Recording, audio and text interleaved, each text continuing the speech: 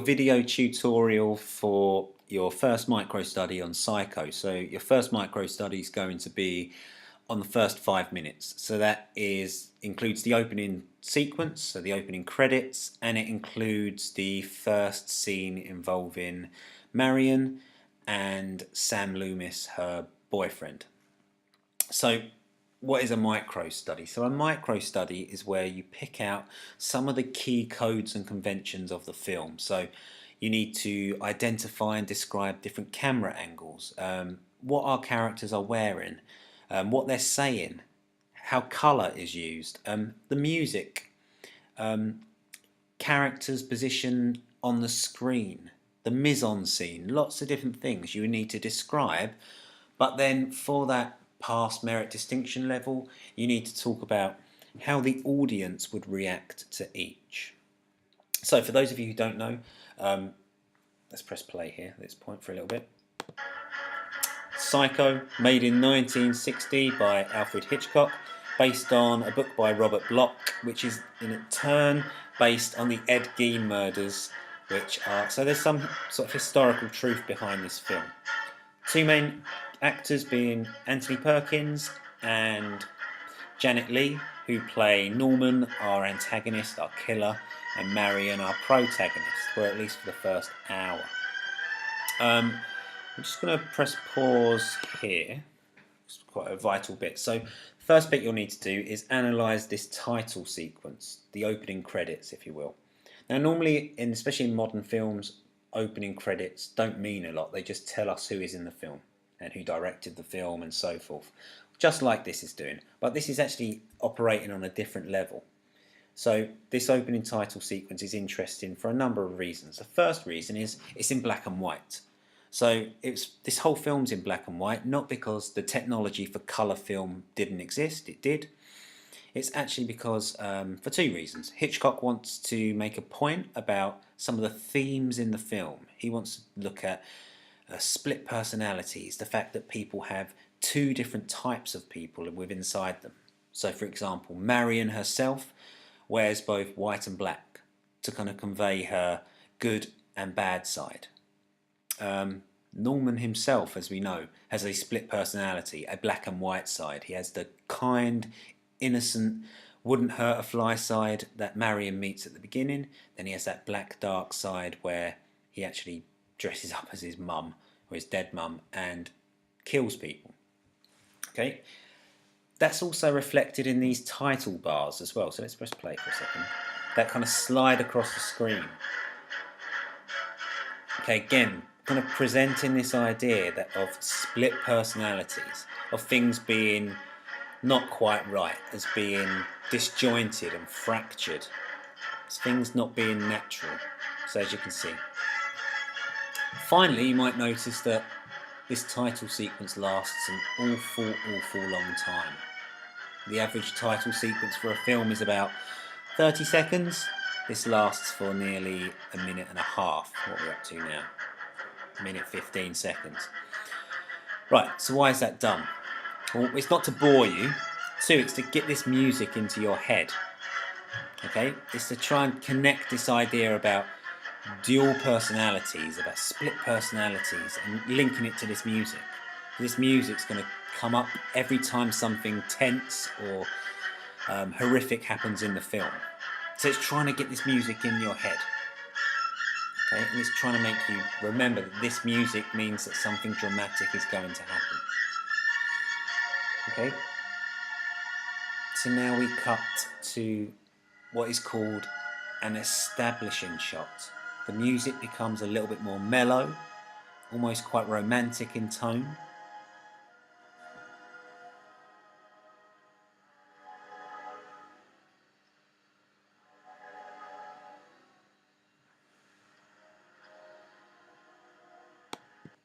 Okay, so what we had there, like I just said, is an establishing shot. It's establishing this sort of everyday town. So it's a town called Phoenix. So again, that in terms of themes, it links in with this idea of birds, doesn't it? The phoenix links in with the stuffed birds at the Bates Motel. It links in with Marion Crane. A crane is a type of bird. It also the text here, Friday, December the 11th, it also gives the film a certain realistic quality to it. Like there's a date, so these events that we're about to watch might have happened. They might be real. So as an audience, it heightens the fear. It makes us think that, oh, whatever we're about to see might actually have occurred, might have actually happened. So we have this sort of panning shot, and then we have this zoom. Almost like the camera is seeking out its prey. Think of it like a bird coming down from the sky, coming into the window, seeking out its prey. It also foreshadows Norman's actions much later on in the film. Just go back to that again. So we go right back.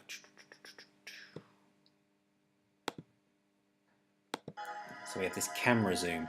It's what you'd call voyeuristic. The camera's zooming in and going through a bedroom window, and it reveals two people who have clearly just had some sort of sexual interaction with one another. So it makes us feel, especially for a 1960s audience, it would make them feel slightly uncomfortable. I better get back to the office. These extended lunch hours give my boss excess acid. Why don't you call your boss and tell him you're taking the rest of the afternoon off? Friday anyway, and hot. What do I do with my free afternoon? Walk you to the airport? Well, you could laze around here a while longer. Checking out time is 3 p.m. Hotels of this sort aren't interested in you when you come in, but when your time is up. Okay, pause it there. So we have our first sort of reference to hotels.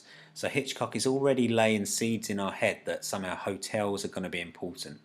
It also foreshadows, she says, hotels aren't interested in people like us until it's time to check out. She says something along those lines, which has double meaning, doesn't it? Because we know that when she goes to a hotel, she literally or figuratively checks out. She dies when she gets to a hotel. So we have this like little seed that's been sown into our head. Oh, Sam, I hate having to be with you in a place like this. Well, I've heard of married couples who deliberately spend an occasional night at a cheap hotel. When you're married, you can do a lot of things deliberately. You sure talk like a girl who's been married. Sam, this is the last time. Yeah. For what? For this. Meeting you in secret so we can be secretive.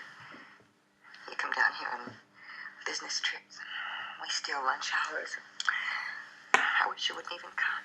So what we have here is Sam and Marion in what you'd see as maybe a typical sort of Hollywood sort of sex scene.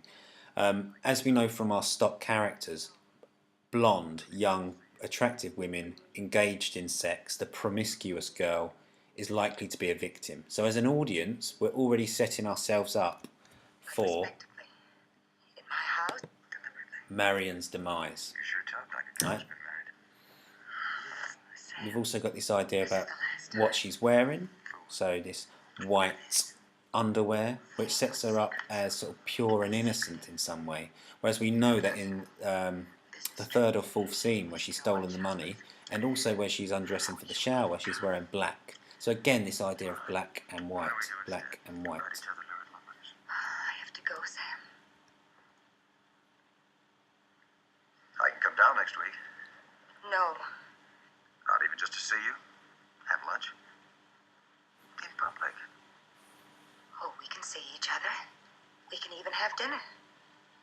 But respectably. In my house, with my mother's picture on the mantel, and my sister helping me broil a big steak for 3. Okay, so here we have a reference to mothers, that mothers watching on. She says, my mother's picture on the mantel. So again, it's a little setup there by Hitchcock. Again, just sowing this seed into our brain that somehow mum's watching over us is somehow going to be relevant to our story. We also have here, we have a slight camera angle change. So for the majority of this scene, we have what's called a two-shot. So we have our two lovers, Sam and Marion, in the shot together. All right, so it starts off with this sort of low angle, then we have this here where Sam is higher than Marion here. It's like that traditional camera shot of men and women. Men are in control, they're active, they're heroic. The women are sort of passive, they're sort of sex objects for the men. It's all think of it like conquest. The man's had his way, he's conquered this woman. Traditional sort of way sex scenes are filmed in cinema. Skip forward again, and it's another two shot. We start to see that actually there's maybe some more equality in their relationship. Both characters are framed, they both roughly have the same sort of space in the scene, they're on the same eye level, they're almost equal. We have here, we have, let's just play that a second. Again, equal, but as we see, look, Marion starts to quite literally become the one on top. She's the one who starts to take control, and which is finally realised when she gets up and starts getting undressed. Not even just to see you? Have lunch? And then we finally have what's called a high angle shot. So high angle is where like the camera's positioned quite high and it's looking down upon a subject. So as we can see, Marion's quite high, and as our eye level as an audience is looking down upon Sam. So it's making Sam seem less powerful than maybe another director would have filmed this scene. Okay, it's kind of suggesting that women are somehow in charge here. And that's kind of doubled by the fact that she's actually getting dressed. So she's taking this idea of sex away from Sam, which is kind of making Sam as a person, or as a man, feel somewhat weaker. In public? Oh, we can see each other. We can even have dinner. But respectably. In my house, with my mother's picture on the mantel, and my sister helping me broil a big steak for 3. And after the steak, did we send Sister to the movies, turn Mama's picture to the wall? Sam. All right.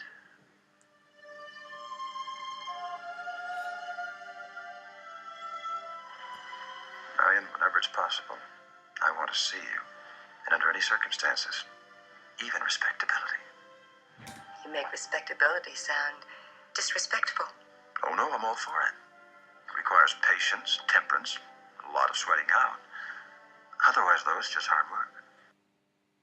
Okay, there you go. So let's just have a in a nutshell moment here. So what we need to remember is that this opening scene almost foreshadows the rest of the film.